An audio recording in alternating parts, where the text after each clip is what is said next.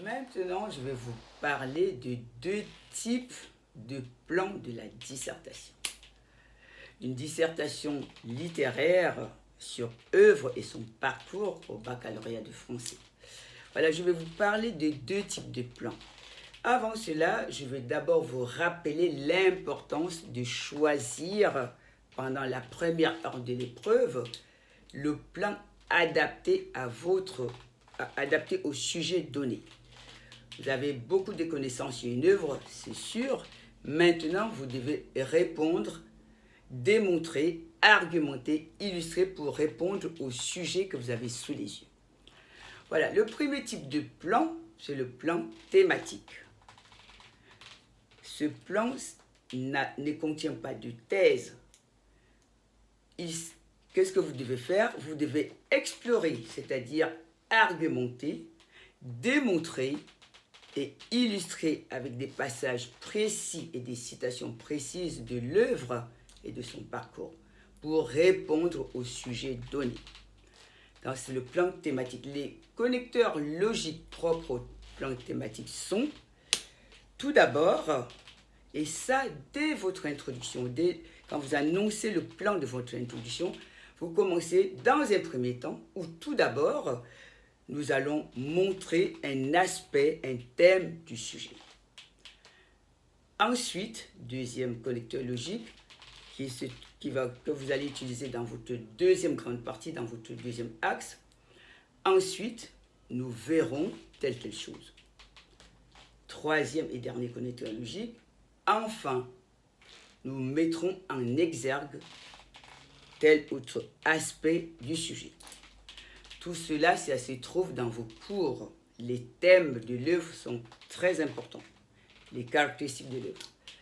Maintenant, je précise, le plan thématique peut avoir simplement deux grandes parties. Ou trois, mais ce n'est pas obligé. Quelles sont les astuces pour reconnaître un plan thématique? Première chose, quand le sujet commence par « en quoi », etc., vous vous dites c'est un plan thématique. Ou quand il vous donne un ordre, quand il dit vous ferez ceci, vous commenterez ça, vous montrez ça, c'est un plan thématique. Un autre astuce, ça peut être quoi? Quand la question posée est une question directe, partielle, à laquelle vous ne pouvez pas répondre par oui ou par non. Donc quand vous avez une question à laquelle vous ne pouvez pas répondre par oui ou par non, c'est un plan thématique. Voilà. Maintenant, je passe au deuxième type de plan, appelé le plan analytique ou dialectique ou critique. C'est la même chose. Ce plan comporte obligatoirement trois parties, trois axes. Il comporte bien sûr une thèse. Le sujet comporte une thèse qui a à discuter. Qu'est-ce qu'on vous demande de faire? Donc, je vais vous donner les connecteurs logiques propres au plan dialectique. Dans un premier temps, la première partie, c'est ce qu'on appelle la thèse.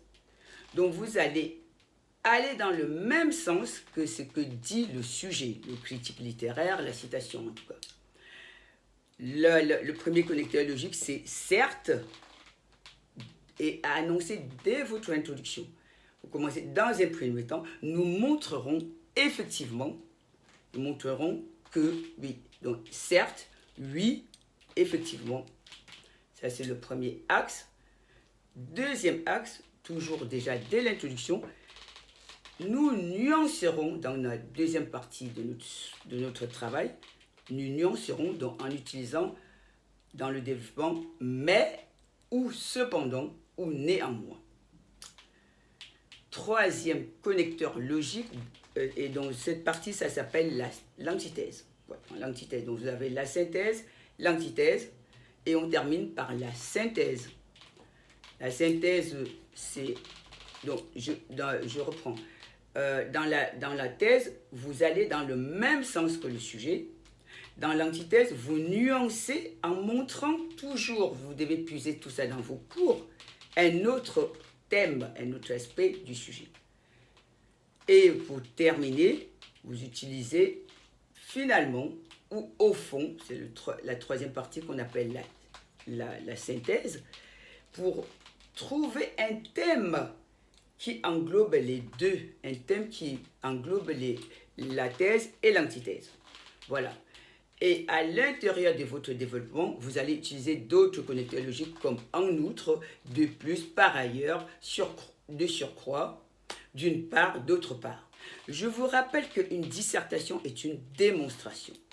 Une dissertation n'est pas un récit. On ne raconte pas ses cours, mais on utilise ces cours, on fait une sélection dans ces cours pour démontrer avec l'utilisation des connecteurs logiques et répondre au sujet et répondre à la question donnée.